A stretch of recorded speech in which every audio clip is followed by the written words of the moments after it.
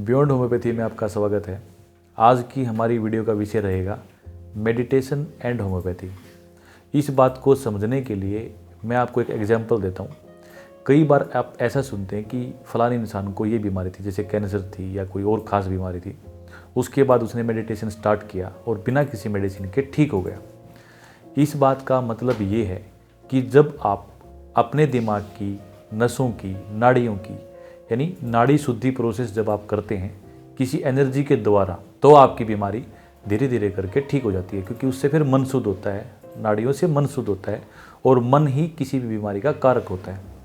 अब बात करेंगे कि उसी लेवल पे होम्योपैथी भी काम करती है।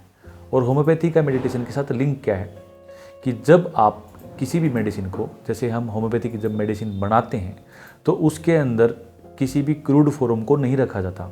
कि मान लो आपने नीम की पत्तियों की दवाई बनानी है, नीम की पत्ती को इतना पोटेंटाइज किया जाता है, इतना ज़्यादा पावरफुल बनाया जाता है कि उसके अंदर कड़वाहट यानी उसके रस और उसकी गंध और उसकी कोई भी ठोस ऐसी अवस्था लास्ट में नहीं रह जाती।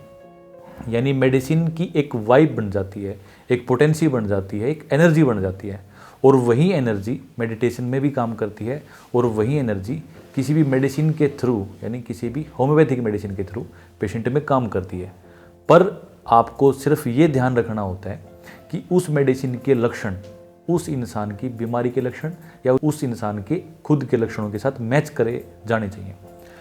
पर होम्योपैथी से भी बड़ी चीज़ मैं हमेशा मेडिटेशन को ही मानता आया हूँ, क्योंकि कारण क्या है, क्योंकि हर इंसान होम्योपैथी की मेडिसिन चयन करने में दिक्कतों का सामना कर सकता है, पर मेडिटेशन में कोई भी दिक्कत आपको नहीं आती।